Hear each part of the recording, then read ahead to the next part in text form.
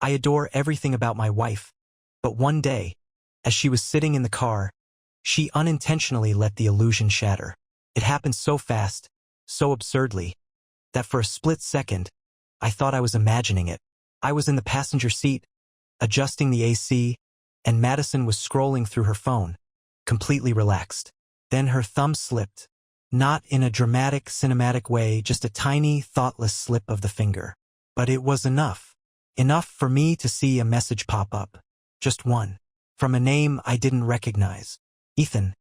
Can't stop thinking about last night. The words were there. Plain. Direct. Sitting right between us like an open wound.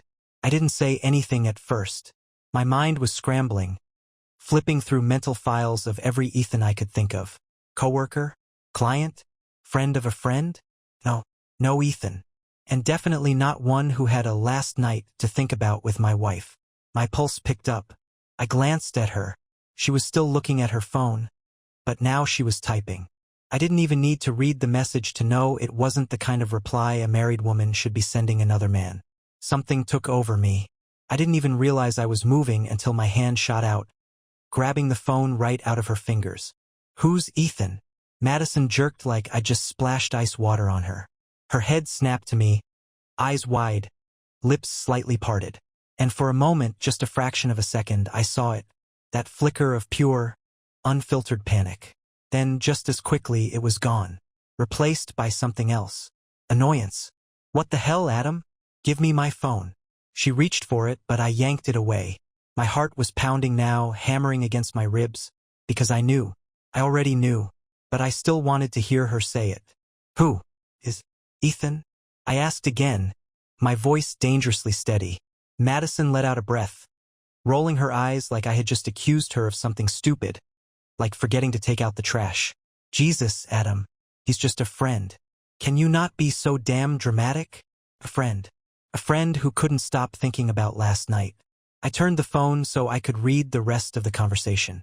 Madison lunged for it, but I dodged her easily, scanning the screen. My vision went blurry at the edges, rage tunneling my focus. Ethan, you look so good. I wish we had more time. Madison, me too. I miss you already. My stomach turned. A sick, twisting feeling clawed up my throat. She missed him already? Already? How long had it been? Hours? Less? Madison was talking, her voice sharp, defensive, but I couldn't process the words. All I could hear was a dull ringing in my ears. Then she did something that made my blood run ice cold. She laughed. Not a nervous laugh. Not an ashamed one. A mocking laugh. A "you're so fucking stupid" laugh. Oh my God, Adam. You're being insane right now. She snatched the phone from my hands, stuffing it into her lap. It's not what you think. Jesus, you're so paranoid lately. Paranoid. That was the word she chose. Not sorry. Not let me explain. Not I can fix this. I stared at her, barely recognizing the woman in front of me. Because in that moment, it wasn't about Ethan anymore. It wasn't about the texts. It was about the way she looked at me, like I was the problem, like I was the idiot for catching her. And then, without breaking eye contact, she reached for the gear shift and slammed the car into drive. We're going home, she said, her voice clipped, final. I'm not doing this with you right now. And just like that, the conversation was over. Or at least that's what she thought. But I wasn't done. Not even close. The drive home was suffocating. The air in the car felt thick, heavy, like I was drowning in it. Madison kept her eyes on the road, her fingers gripping the steering wheel just a little too tight. Her jaw set in that stubborn way she always got when she thought she was winning an argument. Because that's what this was to her, an argument. Not a confession. Not an apology. Just another petty fight she planned to bulldoze through until I gave up. But I wasn't going to give up. Not this time. I stared at her, waiting for her to say something, waiting for anything that resembled remorse, regret, guilt, hell, even a lie that wasn't so lazy. But she said nothing, just turned on the radio like this was any other night. The audacity of it burned through me. Pull over. She ignored me. Madison. My voice came out steady, too calm for what I was feeling. I said pull over. She exhaled sharply, shaking her head. For what? So you can keep acting crazy? I told you. Pull. Over. Maybe it was the way I said it.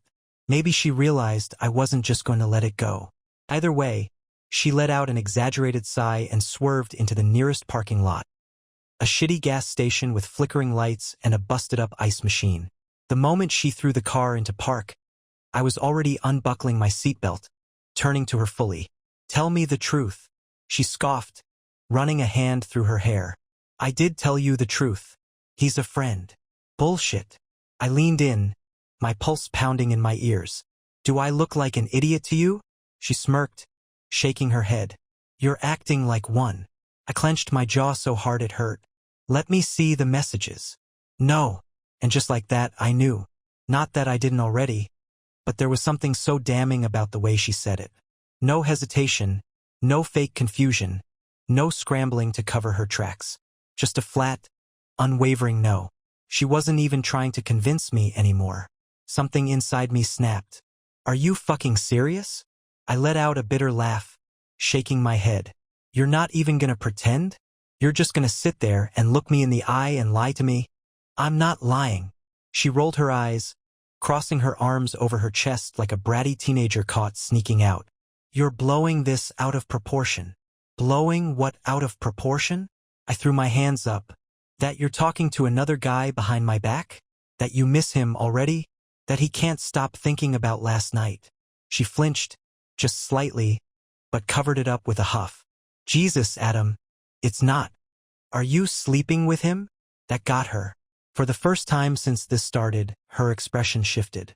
Just a flicker of something, hesitation, guilt, maybe even fear. But it was there. She swallowed, glancing away, her fingers tapping against her knee. I waited, the silence stretching between us like a blade. Then finally, "You really want to do this here?" she muttered. I let out a sharp breath, shaking my head. "You're unbelievable. I haven't slept with him," she said, her voice suddenly softer, like she was trying to convince herself more than me. "It's not like that." I stared at her, deadpan. "You expect me to believe that?" She lifted her chin. "Yes." And that was it. That was the moment I saw her for what she really was. Not the woman I thought I knew. Not my wife. Not my best friend. Just a stranger sitting in the driver's seat, lying through her teeth, expecting me to swallow it like I always did. I opened the door and stepped out. "Where are you going?" "Home," I said. "But not with you." I slammed the door shut before she could say another word. I walked. I didn't know where the hell I was going. But I walked. The gas station was on the corner of some shitty, half-lit street, and the air was thick with that humid pre-storm tension. My fists were clenched so tight I could feel my nails biting into my palms, but I barely noticed. My mind was a mess. Flashes of those texts, Madison's blank stare, the way she had laughed when I confronted her. I heard the car door slam behind me. "Oh, for God's sake, Adam." Her voice was sharp, cutting through the night like a blade. "Are you seriously just gonna storm off like a child?" I didn't stop, didn't even look back. "Adam." Her footsteps slapped against the pavement as she ran after me, and a second later, she grabbed my arm. "Would you just stop for a second?" I yanked my arm away, spinning to face her. "Why? So you can lie to me some more?" She let out a frustrated groan, shoving a hand through her hair. "Oh my God. You're making this into some huge dramatic thing when it's not." I let out a hollow laugh, my chest rising and falling like I had just run a marathon. "Not a huge thing?" I stepped closer, lowering my voice. "You're screwing around with another guy behind my back, Madison." She flinched, just barely, but I caught it. Then, in a move so infuriatingly her, she rolled her eyes again. "Oh my God, Adam. I am not screwing around with anyone." "Really?" I crossed my arms. "Then tell me, what exactly happened last night?" She pressed her lips together, her gaze flicking away. I barked out a humorless laugh. "Yeah, that's what I thought." She groaned again, rubbing her temples like I was the one giving her a headache. "You know what? Fine. You want to know what happened?" "Nothing. We talked. We had some drinks. And yeah, maybe we flirted a little. But you flirted." I snapped, stepping even closer. "Are you fucking kidding me right now?" "It wasn't serious," she shouted back. Jesus, Adam. Stop acting like I murdered someone. I was just having fun. It didn't mean anything. Didn't mean anything. I stared at her, feeling something inside me crack wide open. You're unbelievable. She let out a sharp breath, shaking her head. I don't get why you're so upset. Because you cheated, Madison. The word tasted like poison in my mouth. You cheated on me, and you don't even have the decency to admit it. Her lips parted, and for a second, just a second, I thought I saw something real, some sliver of guilt. But then, as fast as it appeared, it was gone. And she smiled. Not a sweet smile, not a guilty one, a condescending smile, a "you're so pathetic" smile. You're so dramatic, she murmured, tilting her head. It was just a little fun. I could barely breathe, barely think. A little fun? She shrugged. You're overreacting. I took a slow step back, staring at her like she was a stranger. And maybe she was. Maybe she had been for a long time, and I was just too blind to see it. I don't even know who you are, I whispered. She sighed, exasperated, crossing her arms. Oh, please, don't act like you're some innocent little victim. You're just mad because someone else gave me attention, and you can't handle it. I went still. She smirked. That's what this is really about, isn't it? You're insecure. My vision blurred with rage. Insecure. Not betrayed. Not heartbroken. Insecure. I took one last look at her. The woman I had loved. The woman I had trusted. And then I turned around and walked away. This time, she didn't follow me. I didn't go home. I didn't know where the hell I was going. But I knew I couldn't go back to that house. The house where her perfume clung to the sheets, where her laugh still echoed in the walls, where every room was a reminder of just how deep this betrayal ran. My legs carried me down the street, past flickering streetlights and shuttered storefronts, until I found myself outside a bar. The kind of place with neon beer signs in the windows and a jukebox playing old rock songs just loud enough to drown out your thoughts. Perfect. I stepped inside, barely registering the scent of cheap liquor and fried food. The place was half empty. Just a few scattered groups, a couple of guys hunched over the bar, a bartender wiping down glasses. I walked straight to the counter and slid onto a stool. "What'll it be?" the bartender asked, barely looking up. "Whiskey." My voice sounded foreign to me, flat, drained. The glass was in front of me within seconds. I knocked it back without thinking, letting the burn scrape down my throat. It didn't help. I signaled for another. I barely noticed when someone sat down beside me. But then, "Tough night." The voice was smooth, vaguely amused. I turned my head slightly, just enough to see a woman watching me with a raised brow. Mid-30s, blonde, sharp eyes that missed nothing. She stirred a cocktail lazily, her red-painted nails tapping against the glass. I exhaled through my nose. "Something like that." She smirked. "Let me guess. Wife trouble." I let out a humorless laugh. "You could say that." She tilted her head, eyes gleaming. "She cheat." That made me pause. I turned fully to her, studying her face. "How the hell did you know that?" She shrugged, taking a sip of her drink.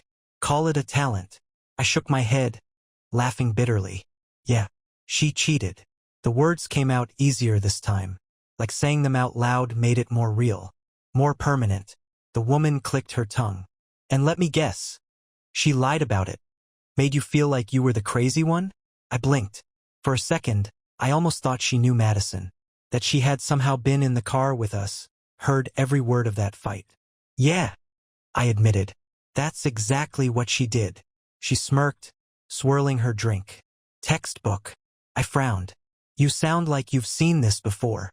She gave a half shrug, glancing toward the door like she was debating saying more.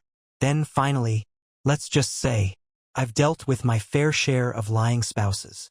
Something about the way she said it, cool, measured, like she was holding something back, made my curiosity flicker to life.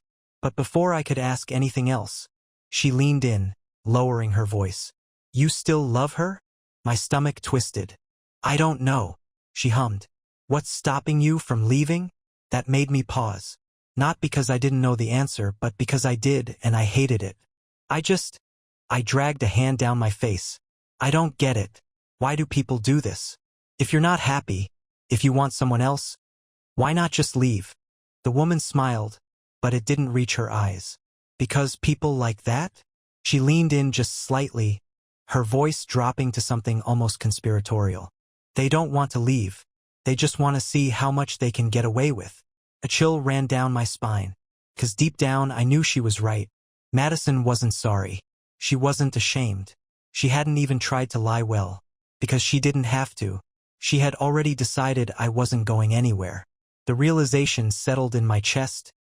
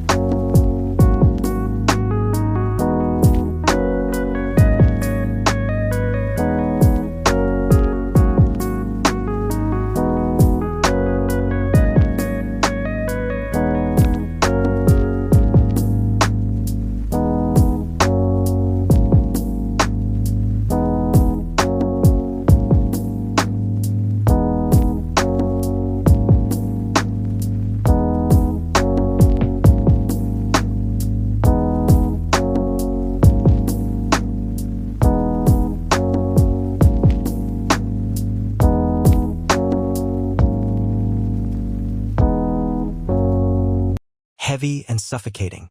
And that's when I knew. I had to prove her wrong. I don't remember leaving the bar. 1 minute, I was sitting there, that woman's words slicing through me like a blade. The next, I was outside again, the cold air hitting my face as I pulled out my phone. My hands were steady now. My mind was clear. If Madison thought I was just going to roll over and take this, she was dead wrong. I scrolled through my contacts and pressed a name I hadn't dialed in months. It barely rang twice before he picked up. Adam. Josh's voice was groggy, confused. Dude, it's almost midnight. I need you to let me crash at your place, I said. No small talk. No explanations. Just that. Pause. Then, what happened? She cheated. Silence. Then, low and furious. Are you kidding me? I let out a breath. I wish. Get your ass over here. I hung up and started walking. Josh lived maybe 15 minutes away, and I welcomed the distance, the time to breathe. But with every step, the anger built again.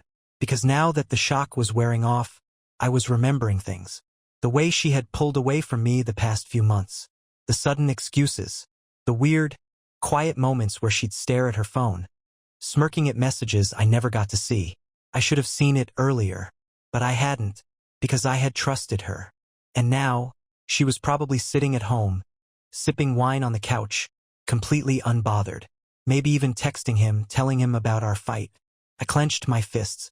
That smirk she gave me, that mocking laugh. She had looked me in the face and made me feel like I was the fool for catching her. I wasn't going to let her win.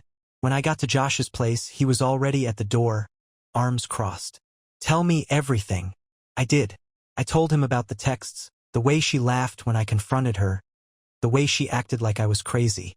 Josh listened, his jaw tightening more and more as I spoke. When I finished, he let out a sharp breath. That's insane. I nodded. Yeah.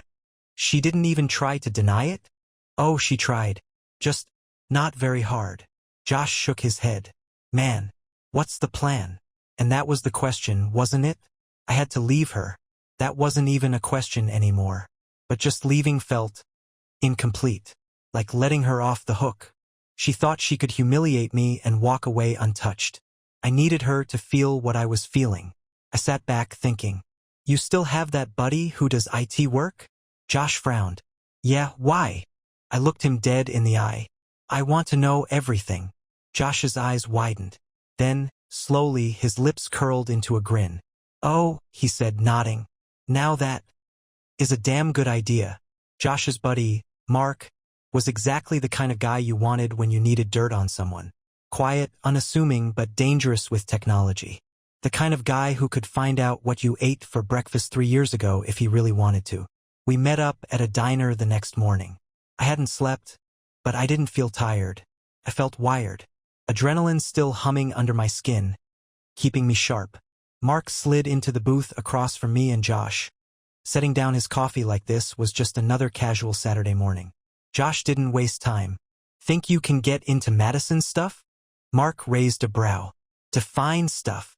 Phone. Email. Socials. I want it all. Mark took a sip of coffee, considering. That depends. Do you have access to her devices? I clenched my jaw. Yeah. Madison never hid her passwords from me. Not because she trusted me, but because she never thought I'd check. She had gotten comfortable. Mark smirked. Then this'll be easy. I slid her laptop across the table. Start with this. It took Mark less than 20 minutes to get into her accounts. The moment he did, my stomach twisted. Because I wasn't just going to confirm she cheated. I was going to see exactly how deep this went. Mark scrolled through her messages first. My heart pounded. And then, there it was. Ethan. I can't wait to see you again. When's he gone? Madison, next weekend. I'll tell him I'm at a work retreat. We'll have the whole place to ourselves. I went still. Josh cursed under his breath. She's bringing him to your house? I gritted my teeth. Our house. Mark kept scrolling. Ethan wasn't the only one. There was another guy, Ryan, and another, Chris. All of them with the same flirty, intimate messages. Different names, same pattern. She had been doing this for months, maybe longer. I leaned back in the booth, staring at the screen. Jesus Christ. Josh was gripping his coffee mug so tight I thought it might shatter. She's a serial cheater. I let out a bitter laugh. And I was worried about one guy. Mark glanced at me. You want to keep going? I exhaled through my nose, my mind racing. No, I said finally. I've seen enough. Josh shook his head, furious. So what now? Divorce. I looked at him, then at Mark, then back at the messages. And then I smiled. Oh, I'm gonna divorce her, I said. But first, I'm gonna ruin her life. The plan came together fast. I didn't just want to leave her. I wanted to destroy the little world she built while she was making a fool out of me. Mark was more than happy to help. He pulled everything, texts, emails, call logs, even deleted messages. Every lie, every meetup, every excuse. I had timestamps, screenshots, locations. She thought she was smart. She thought she was careful. She was neither. And the best part? She didn't even know she had already lost. That night I went home. Madison was on the couch, legs curled up, sipping a glass of wine like nothing had happened. When I walked in, she barely looked up from her phone. Oh, look who finally decided to stop sulking, she said, smirking. I almost laughed. She still thought she had the upper hand. I tossed my keys on the counter and sat across from her, leaning back like I didn't have a care in the world. She raised a brow. What? I smiled. You free next weekend? That threw her off. What? I was thinking we should take a trip.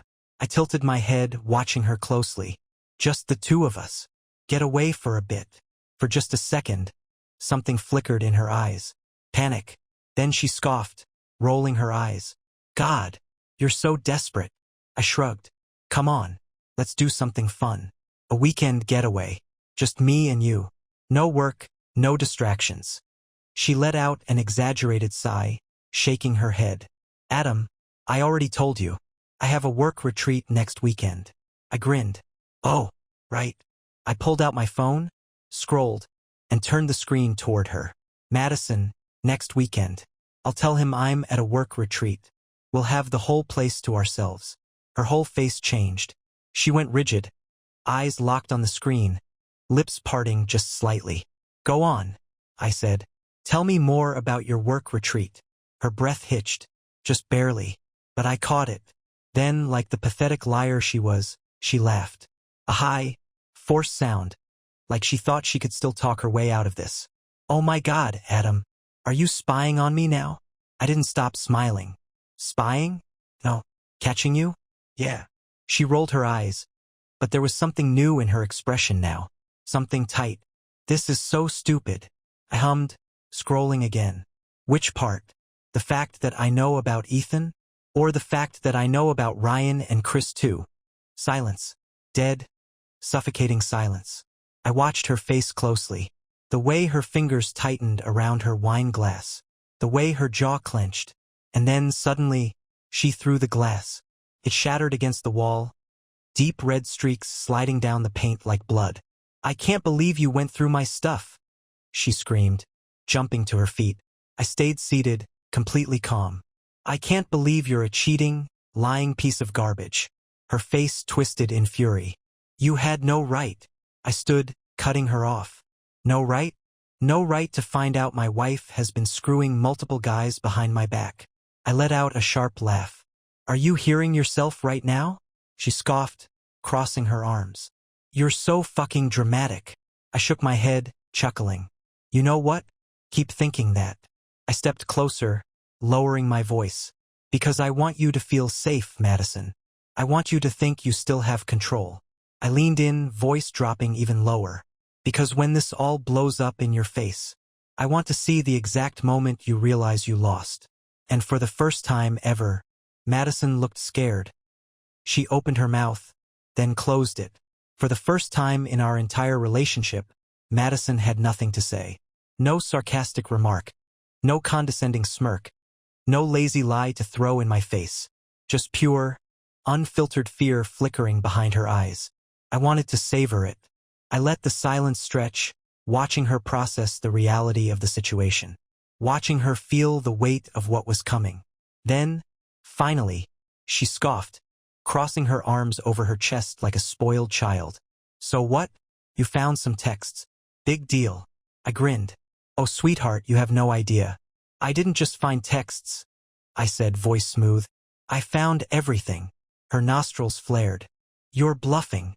I pulled out my phone, tapped the screen, and let the proof play. A recording, one of many. Ethan's voice, loud and clear. God, last night was amazing. I swear, if I have to hear about your husband one more time. Madison's voice, softer but unmistakable. Shut up. He has no idea. I hit pause. She froze. I tilted my head. Keep telling me I'm bluffing. Her lips parted, but no sound came out. I took a slow step forward. Here's the thing, Madison. I know every single guy you've been screwing behind my back. I know how long it's been going on. I know about the fake work trips, the sudden overtime, the girls' nights that never actually happened. I pulled another file onto the screen. A spreadsheet. Organized. Detailed. Chris, 4 times. Ethan, too many to count. Ryan. You barely lasted a month with him. I let out a low chuckle, shaking my head. You really thought you were untouchable, huh? Her face twisted with something wild. Something panicked. You're fucking crazy. No, Madison, I said softly, stepping even closer. I'm just done being your idiot. Her breathing was uneven now, her hands trembling slightly at her sides. But she still had that defiance in her eyes, like she thought she could claw her way out of this. Okay, she said suddenly, her voice forcibly steady. You got me. I screwed up. But we can fix this. I laughed. Actually laughed. Fix this. She nodded quickly, stepping toward me now, her whole posture shifting. The anger was gone, replaced by something calculated. Desperation. Adam, listen, she said, her voice dipping into that soft, sweet tone she always used when she wanted to manipulate me. We've been together for years. Are you really gonna throw all that away over this? I raised a brow. Oh, now it's this? Just a tiny mistake, right? She forced a small, pitiful smile. You know I love you. And there it was. The final play. The last, desperate attempt to keep control. I let out a slow breath, staring at her. Then I smiled. You love me, I repeated. She nodded quickly, eagerly. Of course. Cool. I pulled another document onto my phone. Then you'll love this. I turned the screen to her. Her face dropped. It was the divorce papers. Already drawn up. Already signed. Filed this morning. Her breath caught. What the hell is this? I grinned wider. Your freedom. She snatched the phone from my hand, scrolling frantically. You can't be serious. Oh, I'm very serious. I took the phone back, pocketing it. I don't need your signature, by the way. Infidelity clause covers that. Her mouth opened, then snapped shut. Her whole body went stiff, her brain struggling to catch up. I leaned in one last time, dropping my voice to a whisper. I hope Ethan has a spare room, I murmured. Because as of Monday, you're homeless. Her eyes went wide. And before you think about running to your boyfriends for help, I smirked. I already sent them everything. Every text, every call log, every dirty little secret. They all know about each other now. Her entire body locked up. She stumbled back, shaking her head. You didn't. I shrugged. Oh, but I did. And then finally, Madison broke. She screamed, shoving everything off the coffee table in one violent sweep. Glass shattered, papers flew, wine spilled onto the floor. But I was already walking away, because I won. She was still screaming when I walked upstairs. I could hear her pacing, hear the panicked breaths, the way she kept muttering no, no, no under her breath like she could somehow undo everything I had done. She couldn't. This was checkmate. I went into the bedroom, my bedroom now, and pulled a duffel bag from the closet.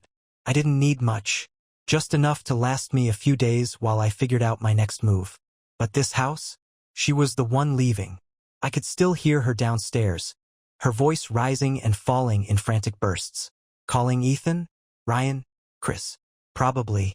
Trying to salvage whatever was left of her pathetic little empire. I let her. I packed my things, took my time, let her stew in the mess she created. Then, footsteps. Fast. A second later, she was in the doorway. Her face was wild red, blotchy.